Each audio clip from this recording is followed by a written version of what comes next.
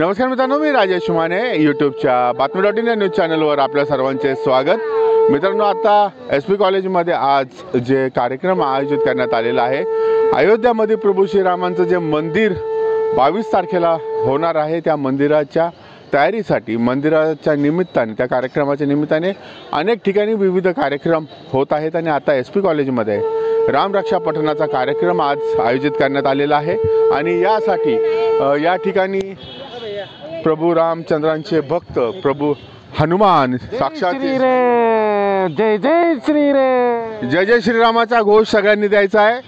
जय श्री रे, जय जय श्री रे, जय श्रीराम। मित्रांनो, संपूर्ण शहरामध्ये विविध सगळ्या शहरांमध्ये प्रभू रामचंद्रांच्या आगमन जे अयोध्येमध्ये होणार आहे त्यासाठी सगळ्यांमध्ये उत्साह आहे आणि त्याचाच भक्त राम भक्त जो आहे आपल्या समोर आहे। SP कॉलेजमध्ये आल्या आपल्या सर्वांना प्रभू रामचंद्र त्यांचा भक्त हनुमान आपल्या भेटीला आहे। जय श्रीराम।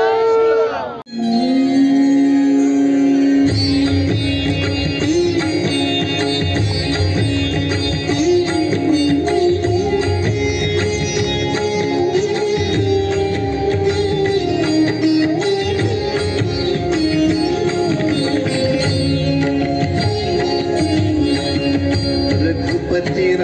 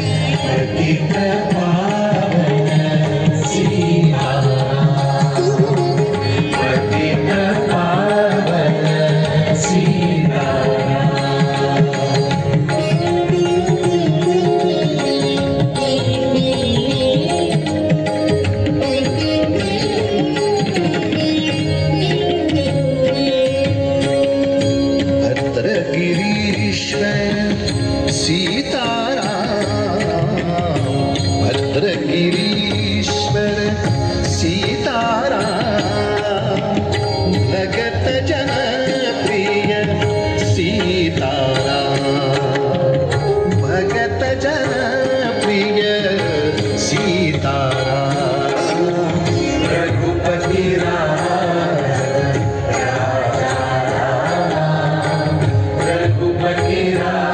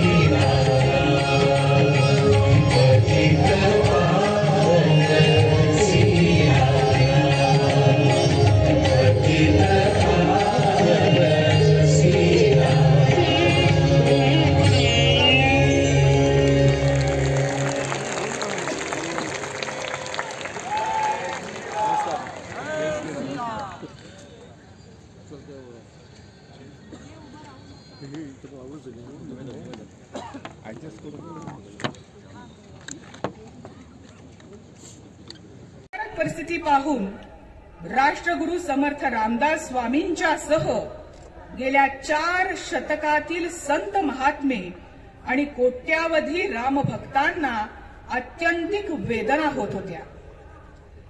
स्वातंत्र्योत्तर काळामध्ये देशामध्ये 2 मोठे संघर्ष झाले. हे संघर्ष लोकशाही मार्गाने झाले. त्यापैकी एक संघर्ष म्हणजे आणीबाणीचं आंदोलन आणि दुसरा संघर्ष म्हणजे श्रीराम जन्मभूमी मुक्ती आंदोलन. या रोमहर्षक पण रक्तरंजित दीर्घ संघर्षाची गाथा आता तेवढ्याच तेजस्वी ओजस्वी वाणीतून आणि बुलंद आवाजातून आपण ऐकणार आहोत. सुप्रसिद्ध अभिनेते, निवेदक, राष्ट्रभक्त, श्रीरामभक्त माननीय राहुल सोलापूरकर यांच्या मुखातून.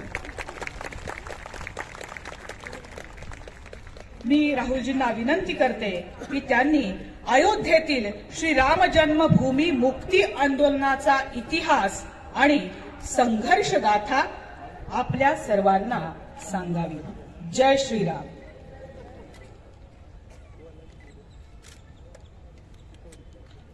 सामां पातु सरस्वती भगवती. जय श्रीराम. खरं तर 2000 वर्षांचा इतिहास खूप मोठा आहे, पण थोडक्यात संकलित करून तो आपल्या समोर मांडण्याचा प्रयत्न करणार आहे. प्रभू रामचंद्रांचं वाक्य आहे, जननी जन्मभूमिश्च स्वर्गादपि गरीयसी. हे स्वर्गाहूनही सुंदर अशी माझी जन्मभू पुण्यभू आहे. खऱ्या अर्थाने ती अमृतभूमी. शब्दशः अर्थ घेतला तर अयोध्येचा अर्थ होतो अयुद्धा, म्हणजे युद्ध करूनही जिंकता न येणारी. दुर्दैवाने तिच्यावरती अनेक आघात झाले, त्यांची फक्त नोंद आपल्या समोर मांडतोय. त्याचं कारण एकच, आपल्याला फक्त इतिहास साधारणतः कारसेवा सुरू झाली, रामशिला पूजन सुरू झालं तिथपासूनचा माहिती असतो. पण इसवी सन पूर्व पहिला हल्ला राम लल्लाच्या मंदिरावरती, त्याच्या जन्मस्थानावरती हा ग्रीकांनी केल्याची नोंद आहे. आणि ज्यांच्या नावानी आपण विक्रम संवत सुरू केलं त्या विक्रमादित्यांनी नंतर तिथे पुन्हा मंदिर बांधलं ग्रीकांना हरवून. इथपासनं हा इतिहास सुरू होतो. त्यामुळे इसवी सन पूर्व 150 पहिला हल्ला. त्यानंतरच्या काळामध्ये आपलेच सर्व राजे राज्य करत असल्यामुळे वक्र दृष्टी कोणाचीच पडली नाही. पण 622 साली 7व्या शतकात इस्लामची स्थापना झाली आणि 638 ते 710 मध्ये, मी सर्व नावं सांगत बसत नाही, 9 खलिफांनी 15 आक्रमणं अयोध्येच्या मंदिरावर केल्याची नोंद आहे. त्यानंतर 11व्या शतकामध्ये आपल्याला माहिती आहे गझनीचा महम्मद सोमनाथवर चालून आला आणि त्याचा सेनापती मसूद सलार, त्याची पापदृष्टी अयोध्येवर पडली. पण श्रावस्ती नगरी म्हणजे शरावती राज्य, जे कुशानी, लव आणि कुश त्यातल्या लवानी निर्माण केलेलं होतं, तिथला त्यावेळेचा राजा सुहेलदेव यांनी 14 जून 1030 ला जे युद्ध केलं त्याच्यामुळे मसूद सलारच्या सर्व लोकांना ठार मारला आणि अयोध्या पुन्हा स्वतंत्र केली. या युद्धस्थानाला आजही नाव आहे बहराईच असं. 16व्या शतकामध्ये मुघल वंशीय बाबराला हे नाव आपल्या सगळ्यांना माहिती असतं. पण इसवी सन 1526 ला त्यावेळेचे मेवाडचे राजे संग्रामसिंह यांनी बाबराचा पहिल्यांदा प्रचंड मोठा पराभव केला. त्यानंतर दुसरी चढाई तयारी करून परत बाबर आला. याही वेळेला तो पराभूत होत होता. पण त्यांनी युद्ध नियम बदलला. युद्धामधल्या वाहनावर हल्ला करायचा नसतो, पण त्यांनी संग्राम सिंहच्या हत्तीवरती हल्ला करून हत्ती घायाळ केला. आणि हत्ती जेव्हा कोसळला आणि राणा कुठेच दिसेना, तेव्हा साहजिकच पराभवाला सामोरं जावं लागलं. आणि मग त्यांनी आपला सेनापती मीर बाकी याला सांगितलं की सैन्य घेऊन जा आणि अयोध्येचं ते मंदिर पाड. 2 लाखाचं सैन्य आलं. त्याच्या विरोधामध्ये प्रचंड मोठी लढाई झाली. 1,51,000 रामभक्त त्याच्यामध्ये त्यांचं बलिदान झालं. आणि मग त्यांनी तोफा डागून ते मंदिर उद्ध्वस्त केलं आणि मिनार बांधायला सुरुवात केली. त्याचं कारण असं, कुराण शरीफनुसार नुसते घुमट म्हणजे मशीद नसते, त्याचे मिनार पूर्ण व्हावे लागतात.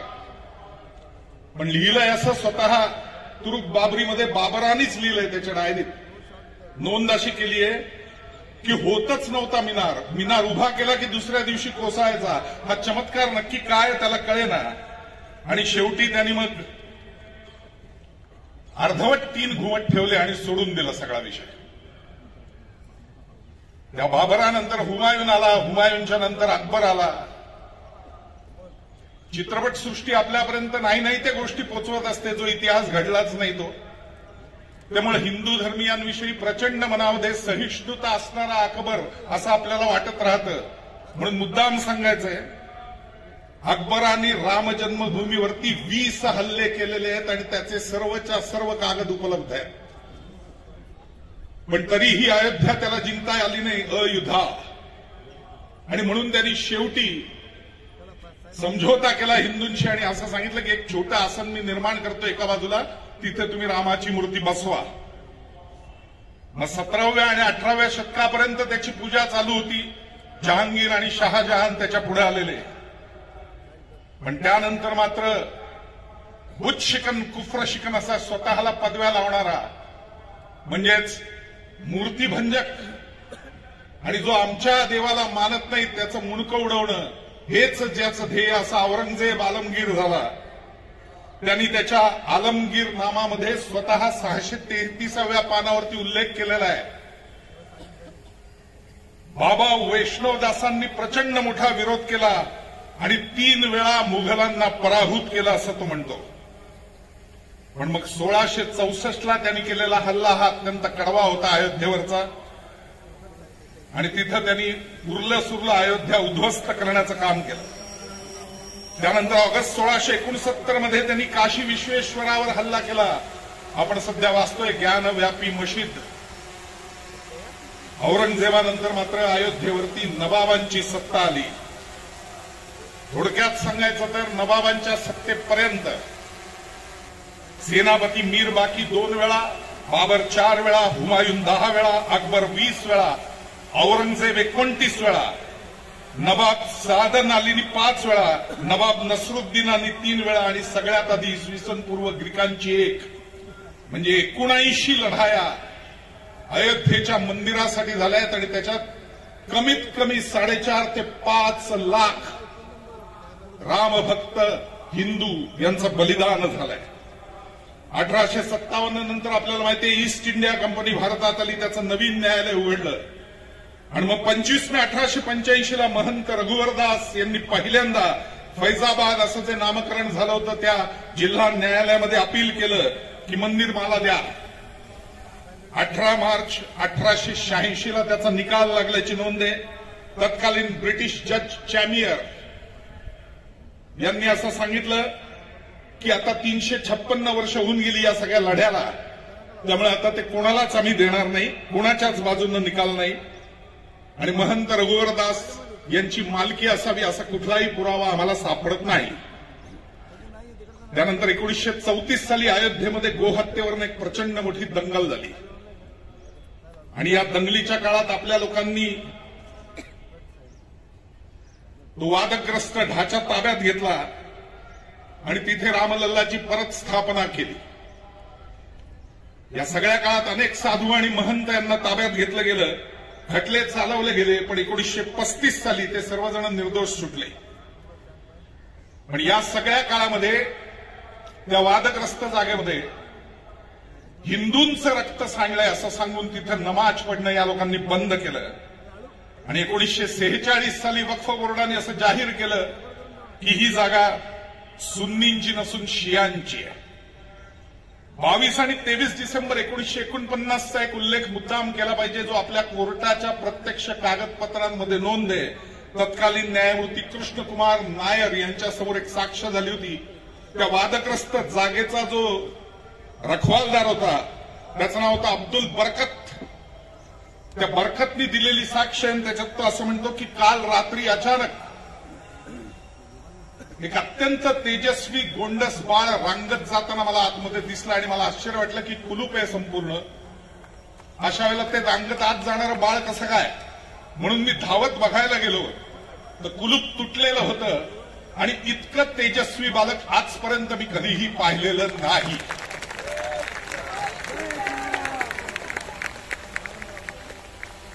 आणि त्यामुळे झुंडीच्या झुंडी तिथे यायला लागल्या. 29 डिसेंबर 1949ला कलम 145 नुसार पूजा अर्चेला परवानगी दिली गेली. मुद्दाम साल पुन्हा सांगतोय, 29 डिसेंबर 1949 म्हणजे स्वातंत्र्यानंतर कायद्याने पूजेला परवानगी घ्यावी लागली होती आपल्याला. 4 पुजारी आणि 1 भंडारी यांनाच फक्त आत जाण्याचा त्यावेळेला परवाना मिळालेला होता. 5 डिसेंबर 1950ला महंत रामचंद्र परमहंस यांनी कलम 80 नुसार ही हिंदूंची वास्तू आहे, न्यायालयानं ते मानलंय, तेव्हा सदर जागा हिंदूंच्या स्वाधीन करा असं अपील केलं. 3 मार्च 1951ला फैजाबादच्या दिवाणी न्यायालयानं निर्णय दिला की 1936 पासून मुसलमानांनी मशिदीचा म्हणजेच या जागेचा वापर केलेला नाही, पण याचा अर्थ हिंदूंच्या बाजूने स्पष्ट निर्णय देता येईलच असं नाही. प्रकरण उच्च न्यायालयात गेलं. तत्कालीन पंतप्रधान पंडित जवाहरलाल नेहरू आणि मौलाना अबुल कलाम आझाद यांची भेट झाली आणि त्यांनी त्यावेळेचे उत्तर प्रदेशचे मुख्यमंत्री गोविंद वल्लभ पंत यांना केंद्राचं पत्र दिलं आणि त्याच्यात असं लिहिलं होतं, प्रस्थापित असलेली रामलल्लाची मूर्ती तिथनं काढून टाका आणि ते आसन उद्ध्वस्त करा. जिल्हाधिकारी नायर म्हणून होते त्यावेळेला, त्यांना गोविंद वल्लभ पंतांनी तसा आदेश दिला. पण नायरांनी 3ही वेळा मिळालेला आदेश टाळला. रामलल्लाची मूर्ती हलवली नाही, ते आसनही उद्ध्वस्त केलं नाही. ज्यावेळेला गोविंद वल्लभ पंतांनी विचारलं कारणे दाखवा असं म्हणतात, तसं की जिल्हाधिकारी असून तुम्ही आदेश कसा मुख्यमंत्र्यांचा मानत नाही, तेव्हा ते म्हणले तुम्हाला कल्पना नाही तुम्ही कुठला आदेश मला दिलाय, हे पत्र. ते म्हणले काय खुलासा आहे? ते म्हणले खुलासा नाही, माझ्या पदाचा राजीनामा, पण मी रामलल्ला हटवणार नाही. प्रकरण पुन्हा न्यायालयात गेलं. त्यावेळेला गुरुदत्त सिंह न्यायमूर्ती होते, त्यांनीही राजीनामा दिला. त्यानंतर 1983 साली मुझफ्फरपूरमध्ये एक हिंदू संमेलन झालं, ज्याच्यामध्ये तत्कालीन काँग्रेसचे 2 प्रमुख गुलझारीलाल नंदा आणि दाऊदयाल खन्ना हे उपस्थित होते. आणि मग विश्व हिंदू परिषदेच्या व्यासपीठावर दाऊदयाल खन्ना यांनी असं सांगितलं की रामलल्लाच्या मुक्तीसाठी आणि मंदिर निर्मितीसाठी प्रयत्न सुरू केले पाहिजेत. आणि त्यातून आंदोलनाला सुरुवात झाली. मग शिलान्यास असेल, कारसेवा असेल, गंगापूजन असेल, राष्ट्रीय स्वयंसेवक संघाने आपल्या समितीमध्ये निर्णय घेतला की अधिकृतरित्या या आंदोलनामध्ये राष्ट्रीय स्वयंसेवक संघ आणि सर्व स्वयंसेवक भाग घेतील. आदरणीय मोरोपंजी पिंगळे यांचं नाव यासाठी अगदी महत्वाचं म्हणून घेतलं पाहिजे, कारण हे संपूर्ण आंदोलन त्यावेळेचे जे कोणी स्वयंसेवक असतील त्यांना आठवत असेल, शाखांवर अधिकारी प्रशिक्षण वर्गात याविषयी पूर्णपणे बोललं जायचं. मग 30 ऑक्टोबरला 1990 मुलायम सिंगांचं सरकार असताना या कार सेवेवरती प्रचंड मोठा गोळीबार झाला. आपल्याला फक्त कोठारी बंधूंची नावं माहिती असतात, पण हजारो रामभक्त आम्हाला माहितीये त्या पुलावरती खच पडला होता आणि मुलायम सिंगांनी अशी ऑर्डर दिली होती की वाळूची पोती बांधून ही प्रथा शर्यत फेकून द्या. त्यामुळे कित्येकांची नोंद नाही. त्यानंतर 6 डिसेंबर 1992ला गीता जयंतीला अनेक जण आपण त्याचे साक्षीदार आहोत. तो वादग्रस्त ढाचा उद्ध्वस्त झाला. फक्त एक गोष्ट सांगितली पाहिजे, इथं जे कारसेवक असतील त्यांना कदाचित आठवत असेल, साधारण या मैदानाची जी काय आत्ता लांबी आहे मायापासून त्या समोरच्या बाजूला एवढ्या लांब अंतरावर एक ढिगारा होता आणि तिथे एक मध्यमवयीन गृहस्थ धोतर घातलेले, मुंडासं बांधलेले आणि त्यांच्याबरोबर एक बाई, असे दोघं जण बसले होते. विनयजी कटियार त्यांना भेटायला गेले धावत आणि पाया पडले. इतर कारसेवकांनी विचारलं, हे कोण? तर ते म्हणले, सांगितलं तर आश्चर्य वाटेल तुम्हाला, बहिणीचं लग्न बाजूला ठेवून ज्या 2 मुलांनी पहिली कारसेवा करताना बलिदान केलं त्या कोठारी बंधूंचे आई वडील आहेत आणि ते हा ढाचा बघायला आले. तो कसा पडतोय. त्यानंतरच्या काळामध्ये कोर्टामध्ये आपल्याला लढाई द्यावी लागली. पुरातत्व खात्याने या काळामध्ये प्रचंड शोध घेतला. प्राचीन ग्रंथातील अनेक उल्लेख. मुद्दाम पुणेकर म्हणून अभिमानाने एक गोष्ट सांगितली पाहिजे, भारतरत्न डॉक्टर पावा काण्यांच्या धर्मशास्त्रामधला एक पुरावा भांडारकर प्राच्य विद्येच्या वतीने दिला गेला की रामलल्लाची जागा नक्की जन्मभूमी कुठली, आणि तोही ग्राह्य धरला होता. म्हणजे पुण्याचाही भाग ही जन्मभूमी मिळवत असताना खूप मोठा आहे.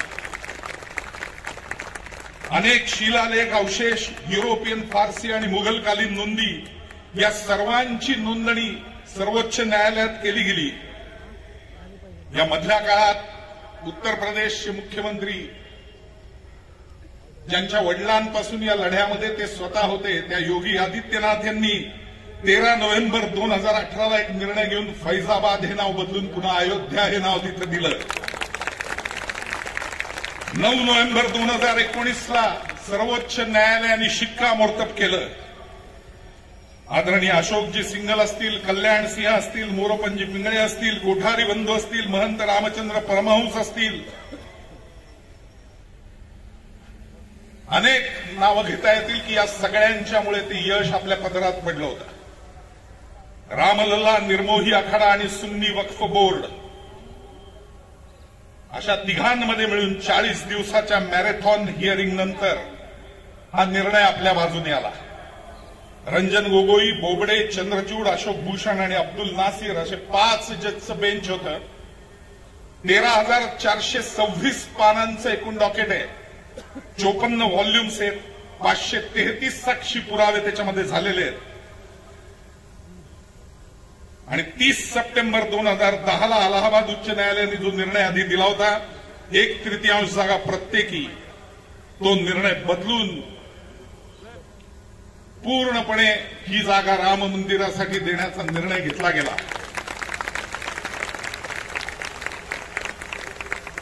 यामध्ये एएसआयने जे पुरावे दिलेले आहेत त्यातले फक्त काही सांगतो. म्हणजे हिंदू समाज एकत्र कसा लढत होता ते लक्षात येईल. जन्म साखीज नावाचा गुरु नानकांचा ग्रंथ आहे. त्याच्यामध्ये 1510-11ची नोंद आहे की आपल्या मुलाला ते पत्र पाठवतात की मुघलांच्या फौजा अयोध्येच्या दिशेने येताना निघतायत, ताबडतोब सैन्य घेऊन निघ, आपल्याला अयोध्या वाचवायची. शिखांनी दिलेला लढा आजही तिथला मोठा मानला जातो. 1857ला निहंग सीख पूजा तिथं झाल्याची नोंद आहे. 18 पिटिशन याच्या विरोधामध्ये वेगवेगळ्या लोकांनी केली होती. ती सुप्रीम कोर्टाने सगळी रद्द केली होती. आणि सुन्नी वक्फ बोर्डाचे जफर फारुकी यांनी शेवटी हे सगळं सत्य पूर्णपणे स्वीकारलं आणि जामा मस्जिदीचे शाही इमाम त्यांनाही हा निर्णय मान्य करावा लागला. नॅशनल हेरॉल्डनी या काळात 2 अग्रलेख पूर्ण टीका करणारे लिहिले होते. एवढ्या मोठ्या प्रमाणावरती त्याच्यावर टीका झाली. आठवत असेल, दोन्हीही अग्रलेख एवढ्या मोठ्या नॅशनल हेरॉल्डला मागे घ्यावे लागले होते. 3 इतिहास तज्ञ, 8 पुरातत्व शास्त्रज्ञ, 1 खासगी कमिशनर आणि 3 विशेष धार्मिक तज्ञ, आणि ते तिघही मुस्लिम होते. या सगळ्यांनी मिळून हा एकत्रित निर्णय दिला. 9 साक्षीदार, 5 पुरातत्व शास्त्रज्ञ, 1 इतिहास तज्ञ आणि शेकडो धर्मसभा प्रमुख, आखाडा प्रमुख आणि महंत ही संपूर्ण न्यायालयीन लढाई होती, ती लढत होते. याचे पुरावे सुदैवाने मिळाले ते इतके घट्ट आहेत. आपण ज्यानंतर जेव्हा अयोध्येला जाल तेव्हा त्याचं एक मोठं प्रदर्शन उभं केलं जाणार आहे.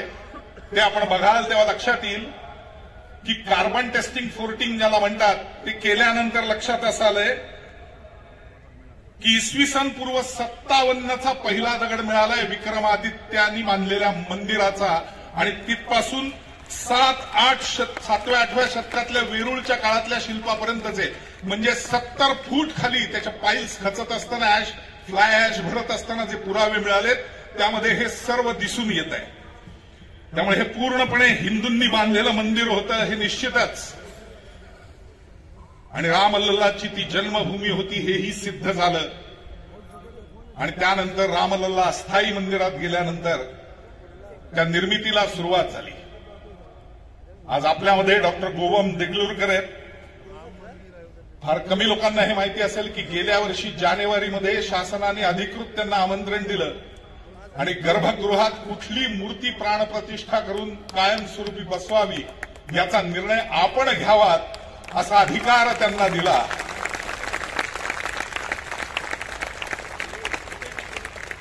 आणि तो सर्व भाग पूर्ण करून ते आज आपल्यामध्ये इथे उपस्थित आहेत. ते मूर्तीविषयी सांगतील, त्याविषयी मी बाकी सांगणार नाही. मी फक्त 2 गोष्टी सांगणार आहे शेवटी. समर्थ रामदासांनी म्हणलं होतं तसं अखंड सावधानता बाळगणं हे महत्वाचं आहे. अयोध्येला राम मंदिर होणं हा हिंदूंनी आपला विजय मानू नये. माझं वैयक्तिक मत उलट आहे. हा हिंदू राष्ट्राचा श्री गणेश आहे.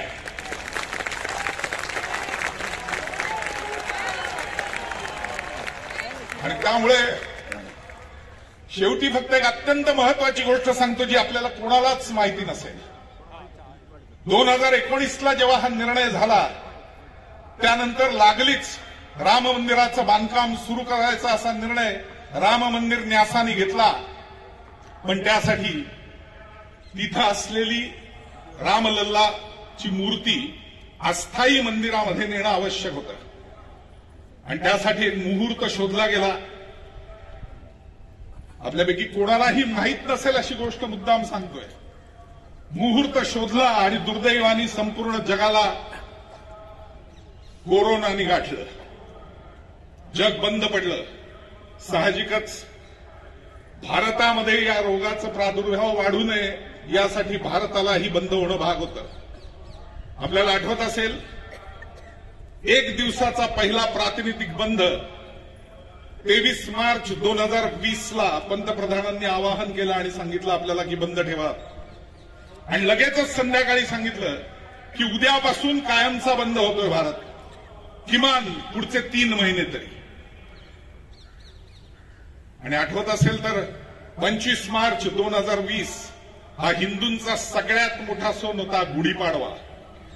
आणि पंतप्रधानांनी असं आवाहन केलं की या कोरोनाच्या विरोधात संपूर्ण भारत एक होतोय हे दिसावं म्हणून उद्या सकाळी 8:30 ते 9:30 1 तास घरातल्या देवघरात एक उत्तम दिवा लावा आणि आपली खिडकी असेल, गॅलरी असेल, गच्ची असेल, आपल्या घरासमोरचं अंगण असेल, जिथे कुठे असेल तिथे येऊन शक्य असेल त्यांनी घंटा, झांजा, थाळ्या जे शक्य असेल ते वाजवा. ज्यांचा अगदी देवधर्मावरती विश्वास नाही अशा सुद्धा लोकांनी थाळ्या वाजवलेल्या आपण पाहिल्या. पण आपल्यापैकी कोणालाही माहीत नसलेली गोष्ट आता सांगतो. अस्थायी मंदिरात रामलल्ला नेण्याचा मुहूर्त तो होता दुर्दैवाने त्यावेळेला, कारण कोरोना काळ होता. आणि मग करायचं काय? योगी आदित्यनाथांनी पंतप्रधानांना विचारलं की रामलल्ला असा सुका कसा जाणार? प्रचंड मोठी अयोध्यावासियांसह त्याची मिरवणूक गेली पाहिजे अस्थायी मंदिरापर्यंत. पण आता गर्दी करायला परवानगी नाही, तुम्ही सगळाच भारत बंद केलाय, आम्ही करायचं काय? आणि पंतप्रधान म्हणले काळजी करू नका, मी बघतो काय करायचं. आणि सकाळी 8:30ला फक्त 3 सिक्युरिटी गार्ड, 5 महंत ज्यांना पूजेचे अधिकार आहेत असे यांना बरोबर घेऊन योगी आदित्यनाथांनी स्वतःच्या डोक्यावर पाटावर रामलल्लाची मूर्ती घेतली आणि 1.3 किलोमीटर असं चालत अस्थायी मंदिरामध्ये ठेवली. आणि त्यावेळेला संपूर्ण भारत थाळ्या, झांजा, घंटा वाजवत होता. आणि मग पंतप्रधानांनी फक्त चंपतरायांना आणि योगी आदित्यनाथांना फोन करून विचारलं, एवढा मोठा जयघोष अयोध्येत झाला असता का? अख्खा भारत रामलल्लासाठी वाजवत होता, याच्यापेक्षा अजून वेगळं काय असावं. आणि त्यानंतर सुरू झालेलं मंदिर निर्माण, या 22 जानेवारीला ते स्वप्न पूर्ण होतंय. रामलल्ला आपल्या मूळ जन्मस्थानाच्या मंदिरामध्ये पुन्हा विराजित होत आहेत. मी शेवटाला एवढीच विनंती करीन की आज आपण सगळेजण या भव्य रामरक्षा पठणासाठी आलेलो आहोतच, पण 22 तारखेला सर्व हिंदूंनी घरावरती भगवा झेंडा दिवाळीत लावतो तसा आकाश कंदील आणि दिवे लावून अशी दिवाळी साजरी करा की जगाचे डोळे त्या प्रकाशाने दिपले पाहिजे आणि सर्वांना कळलं पाहिजे की आमचा आदर्श इक्ष्वाकु कुल सूर्यवंशीय प्रभू रामचंद्र याचं मंदिर स्थापन करून हिंदू आता एका नव्या मार्गावरती पदक्रमण करत आहे. एवढंच आवाहन आपल्याला सगळ्यांना करतो आणि वाणीला विराम देतो. पुन्हा एकदा जोरदार घोषणा देऊया, जय श्रीराम, जय जय श्रीराम. धन्यवाद.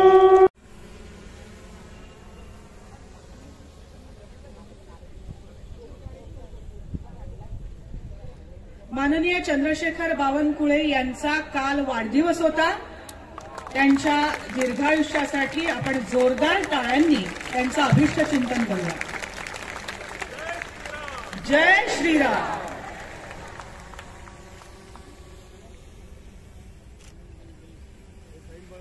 दोन गोष्टी आवर्जून मला उल्लेख करायचा आहे. एक म्हणजे या कार्यक्रमासाठी प्रत्येक जण आपले नामवंत हे या कार्यासाठी आपला सेवेचा वाटा उचलत आहेत. पण आजची अतिशय आनंददायी आणि अभिमानास्पद पुणेकरांना गोष्ट अशी आहे की एक रिक्षावाले पुणेकर काका सकाळी 5:15 वाजल्यापासून सिटी पोस्टापासून सप महाविद्यालयापर्यंत श्रीराम भक्तांना मोफत आणून सोडत आहेत. आणि अशा अनंत त्यांच्या आतापर्यंत बावनकुळे यांचा सत्कार करा.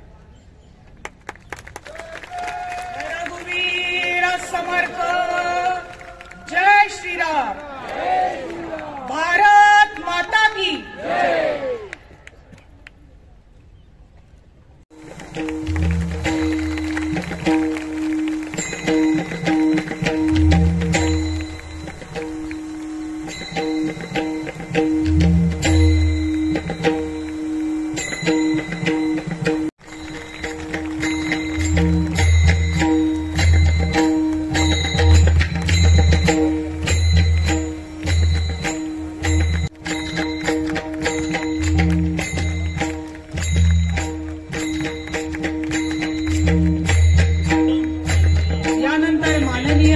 राहुलजी सोलापूरकर यांचाही सत्कार होतोय.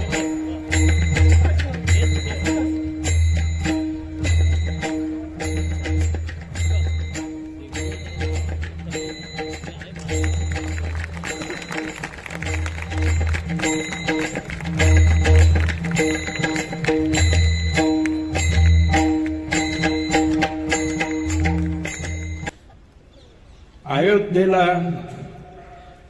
जे राम मंदिर उभारलं गेलं आहे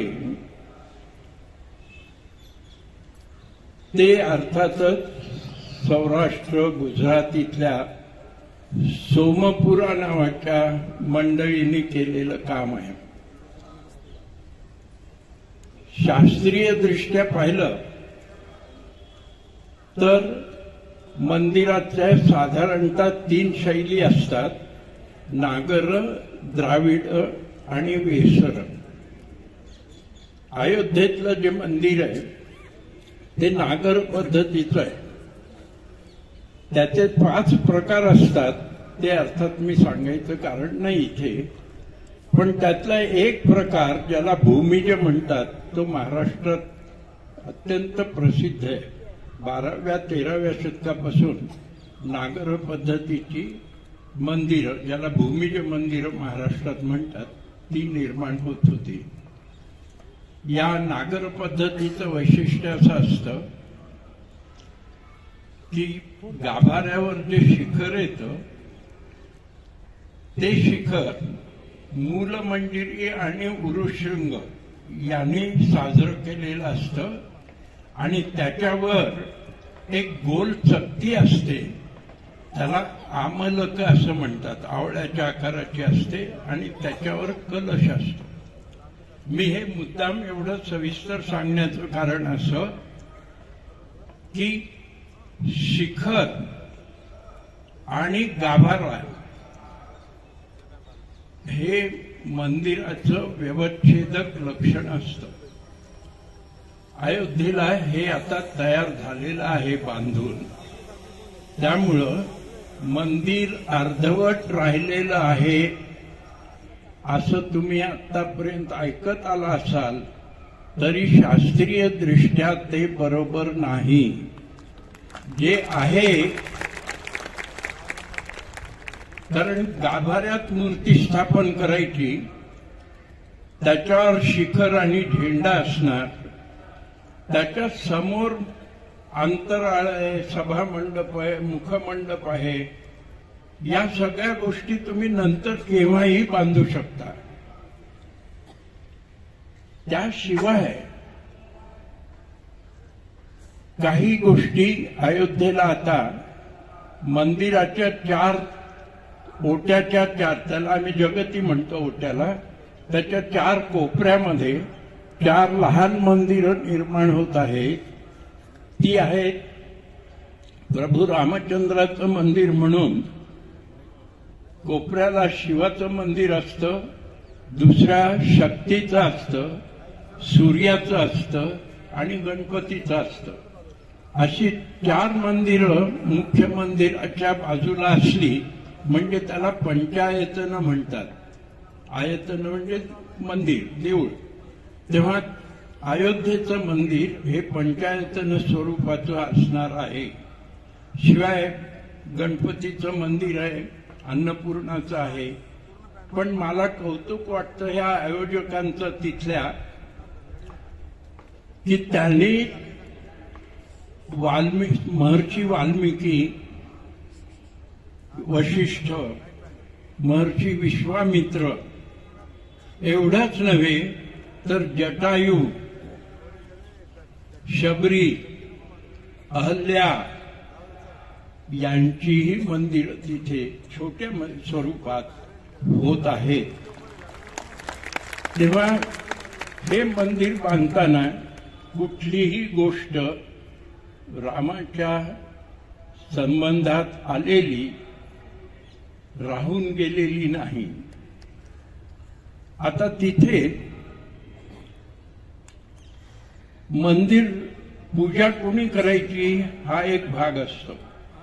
तेव्हा त्या शास्त्रातले तज्ज्ञ असं ब्रह्मवृंद तिथे पूजा, प्राणप्रतिष्ठेची सगळी जबाबदारी त्यांच्याकडे असते, ती असणार. प्राचीन काळी आपल्याकडे सुद्धा महाराष्ट्रामध्ये अनेक मंदिरं उभारली गेली. महाराष्ट्रात आपल्याला कदाचित माहिती नसेल, 1,200 मंदिरं 12-13व्या शतकापर्यंतची महाराष्ट्रात आहेत. ती काही राजांनी बांधली. त्या राजांपैकी काही ब्राह्मण होते, काही क्षत्रिय होते, काही वैश्य राजे होते आणि त्यांनी बांधलेली मंदिरं ही पुण्यपावन मंदिरच समजली जातात. त्यांना तिथल्या पूजेचा अर्थातच अधिकार असतो. याही गोष्टी आपण लक्षात ठेवल्या पाहिजेत. ह्या 2 गोष्टी मी मुद्दाम आपल्याला सांगितल्या कारण याच्या संबंधात काही चर्चा तुमच्या कानावर आलेली असेल. अशा ह्या भव्य मंदिरामध्ये, अद्वितीय अप्रतिम अशा मंदिरामध्ये आता रामलल्लाची मूर्ती प्रतिष्ठापित होत आहे. ती 22 जानेवारीत होते हे आपल्याला सगळ्यांना माहिती आहे. 3 जानेवारी 2023 या दिवशी अयोध्येला न्यासाच्या मंडळीबरोबर चर्चा झाली आमची, मंदिर रामलल्लाचं आहे तर ती मूर्ती कशी असायला पाहिजे. त्यानिमित्ताने विचार करताना असा विचार आला की रामलल्ला आहे म्हणजे मूर्ती, त्या रामाचं वय हे 6-7 वर्षापेक्षा जास्त असू नये, तसं दिसू नये. हे एकदा ठरल्यावर मग रामपंचायतनाचा प्रश्न येत नाही. बरोबर लक्ष्मण असावा, सीतामाई असावी असाही प्रश्न येत नाही. केवळ प्रभू रामचंद्राचीच मूर्ती तिथे असणार. ती 5-6 वर्षाची व्यक्ती असेल अशा स्वरूपाची असायला हवी. हेही ठरलं. भाता नको, कारण त्या वयामध्ये रामचंद्र लढाईलाही जात नसणार आणि शिकारीलाही जात नसणार. त्यामुळे आता तिथे जी मूर्ती स्थापन होते त्या मूर्तीला भाता असणार नाही. धनुष्य आणि बाण मात्र असेल, कारण ते रामाचं व्यवच्छेदक लक्षण आहे असं आपण म्हणू. एरवी मग ती रामचंद्राची मूर्ती आहे असं ओळखता आलं नसतं. मूर्ती मार्बलची असावी, संगमरवरी असावी असं काही लोकांचं आमची चर्चा होत असताना मत पडलं. त्याची 2 कारणं आम्ही सांगितली. मी एकटा नव्हतो हे सांगणारा, मीही होतो एवढंच.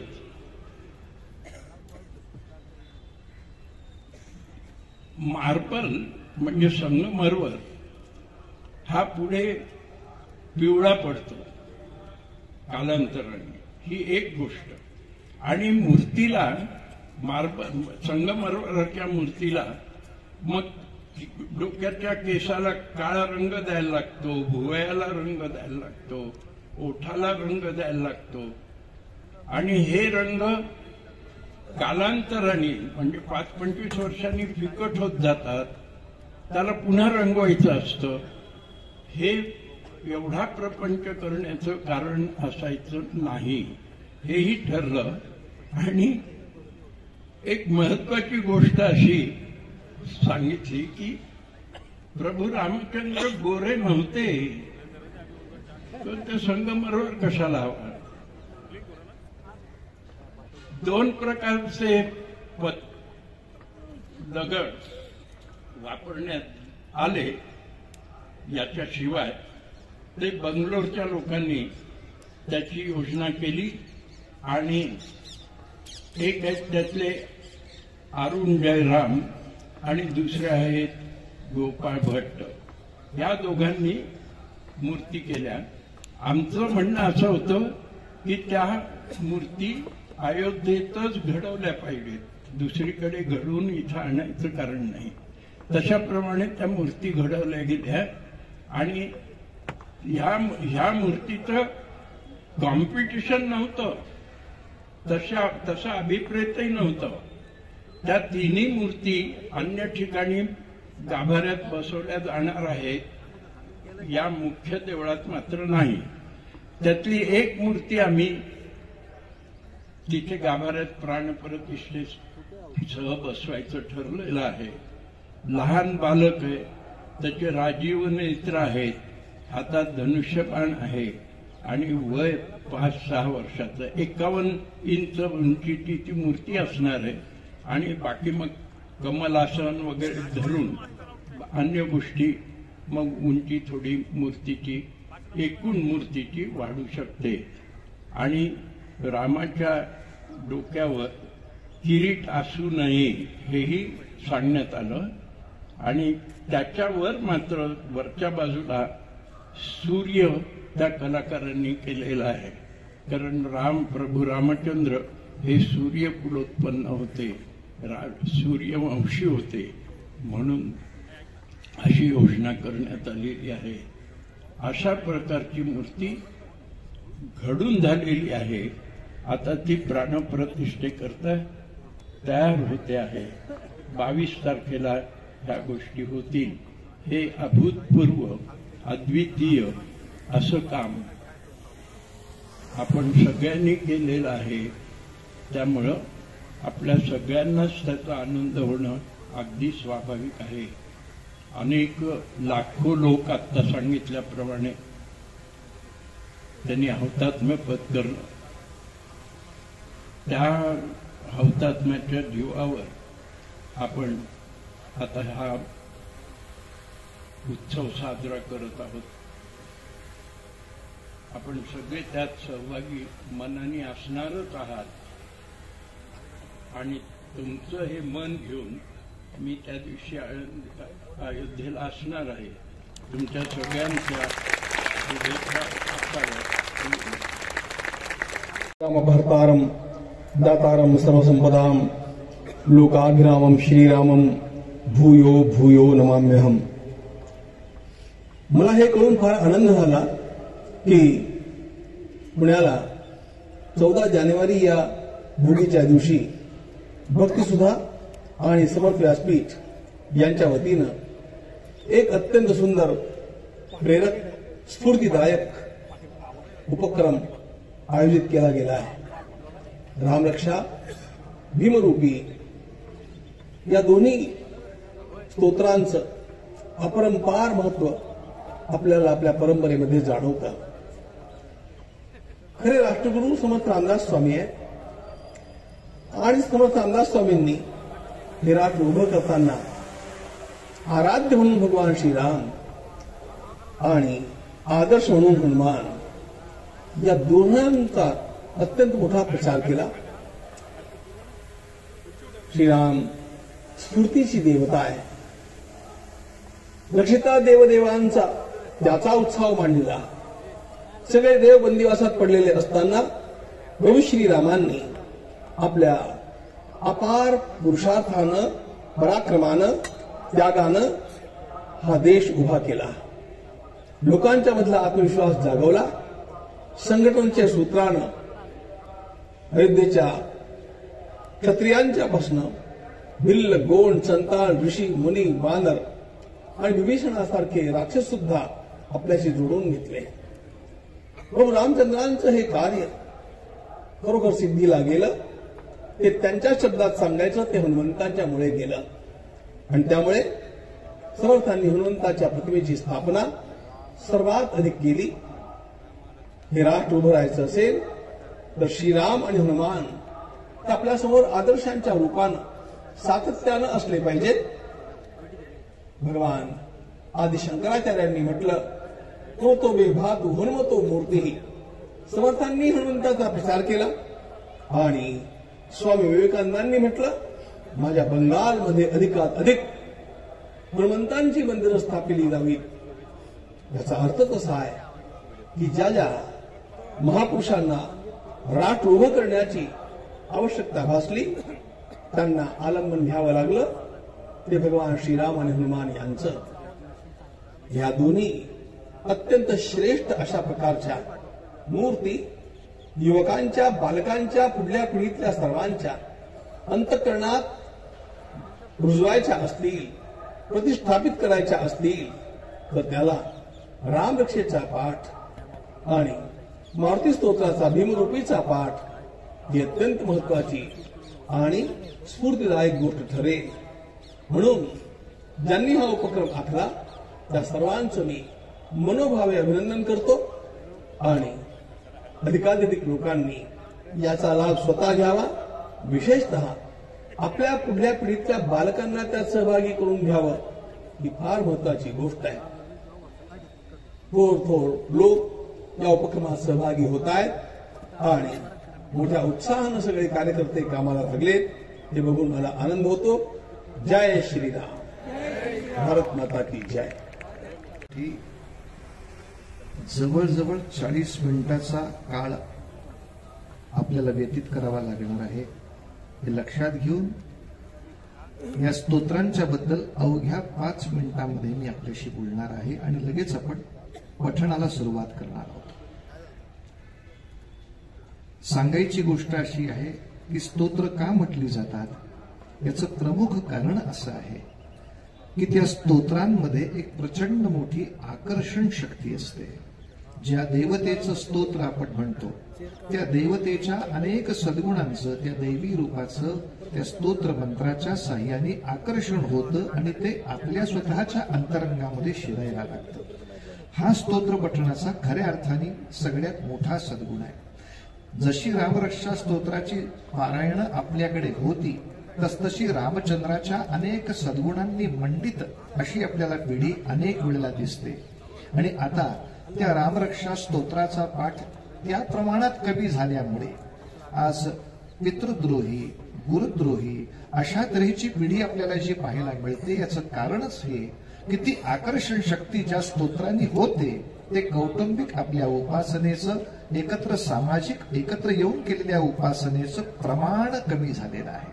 रामरक्षेचा सुंदर अर्थ युट्यूबवरती अनेक मान्यवरांच्या आवाजामध्ये उपलब्ध आहे, तो आपण जरूर ऐकावा.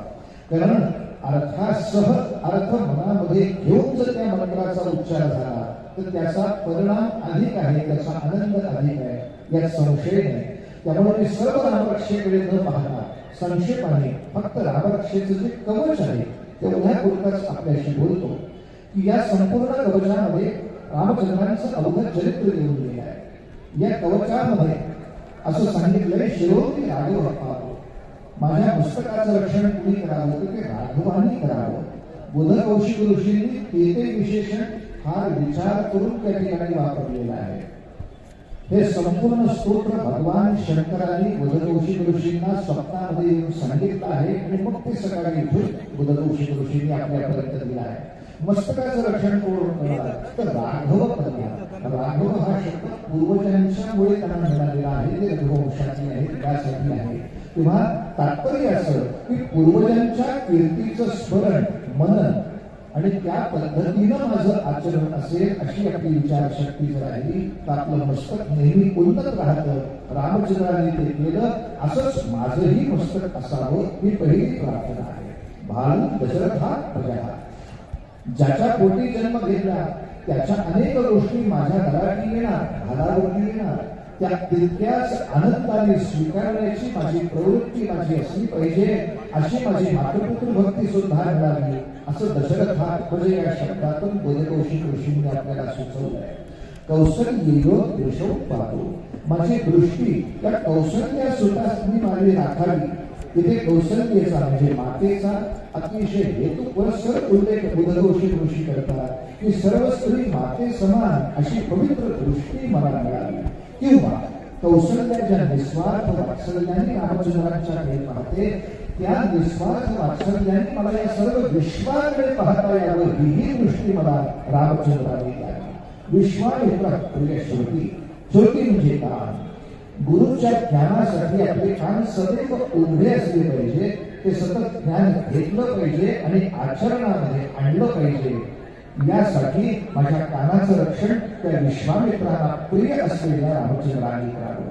ग्राम पाप मखत राहता, अनेक लोक सुद्धा या ठिकाणी मुखत राहता असा शब्द वापरतात. हेतुतः लक्षात ठेवून तो मुख शब्द नाही, मख म्हणजे यज्ञ असा शब्द आहे, हे लक्षात ठेवून त्याचा उच्चार करा. घाण पातून मखत राहता, यज्ञामुळे वायुमंडल स्वच्छ होतं, त्याचा संबंध श्वासाशी आहे. त्यामुळे हे सगळं वातावरण शुद्ध ठेवणं, ही सगळी अशुद्धता संपवणं, अर्थात वातावरण शुद्ध करण्यासाठी काही अशुद्धता स्वीकारण्याची किंवा पचवण्याची शक्ती पाहिजे. प्रभु रामचंद्र महारुद्र हनुमान देवताभ्यो नमः, सद्गुरुनाथ देवताभ्यो नमः, सर्वेभ्यो देवेभ्यो नमो नमः. श्रीमद्भगवतो महापुरुष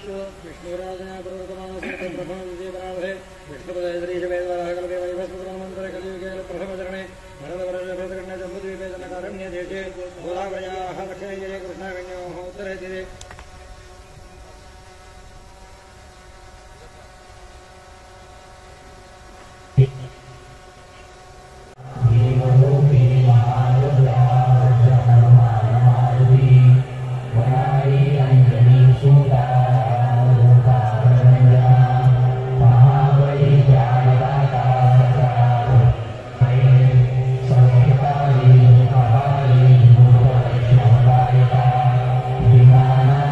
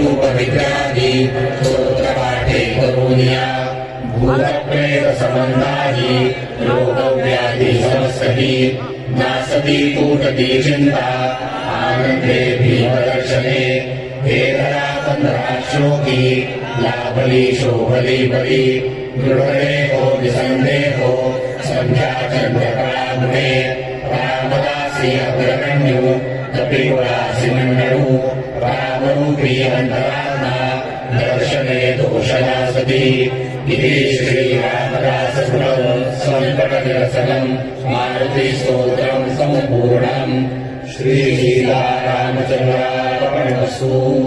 शुभं भवतु शुभं भवतु शुभं भवतु। पहिल्या रामरक्षाच्या स्तोत्राला सुरुवात करताना पहिला रामाला नमन आहे, देवाला नमन आहे, त्याचा संकल्प होईल. गणेशाय नमः. अस्य श्रीरामरक्षा श्रीगणेशाय नमः. अस्य श्रीरामरक्षा स्तोत्रमन्त्रस्य बुधकौशिक ऋषिः श्रीसीतारामचन्द्रो देवता अनुष्ठुप्छन्दः सीताशक्तिः श्रीमद्हनुमानकीयकम् श्रीरामचन्द्रप्रीत्यर्थे जपे विनियोगः अथ ध्यानम् ध्यायेदाचानुभावम् ध्रुवशरदक्षम् भद्रपद्मासनस्थम् पीतम् वासोपसानम् नवकमलदलस्पर्धेयमप्रसन्नमम् वामाङ्कारूढसीता मुखकमललोचनम् वीरराघवम् नानालङ्कारदीप्तम् रघुतमुलजटा मण्डलम् रामचन्द्रम् इति ध्यानम्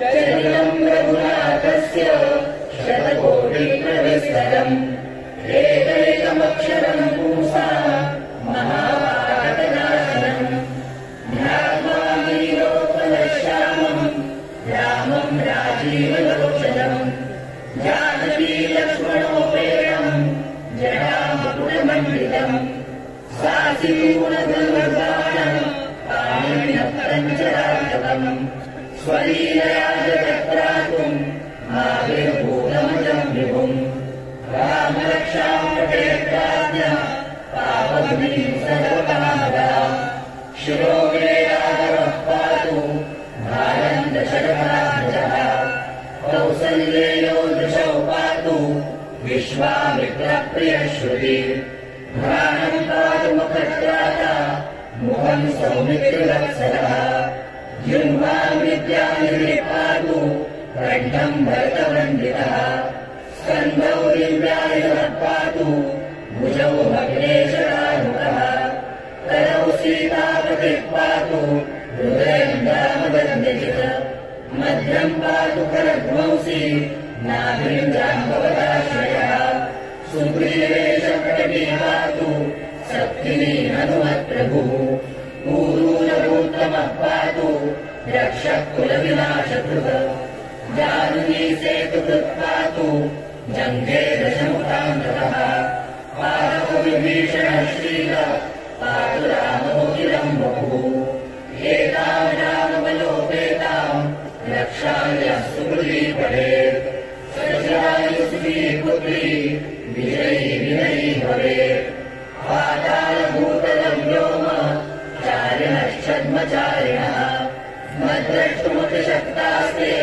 रक्षितम् रामनामभिः रामेति रामभद्रेति रामचन्द्रेति वा स्मरन् नरो न लिप्यते पापैर्भुक्तिम् मुक्तिम् च विन्दति जगज्जयित्रैकमन्त्रेण रामनाम्नाभिरक्षितम् यः कण्ठे धारयेतस्य करस्था सर्वसिद्धयः वज्रपञ्जनामेकम् यो रामकवचम् स्मरेत् अज्ञानकार्यः सर्वत्र लभते जयमङ्गलम् आदिष्टवान् यथा स्वप्ने रामरक्षामि माम् हरः तथा लिखितवान् प्रातः प्रबुद्धो पुरतौ शिवः आरामः कल्पवृक्षाणाम् विरामः सकलापदाम् अभिरामस्त्रिलोकानाम् रामः श्रीमान् सनः प्रभुः करुणौ रूपसम्पन्नौ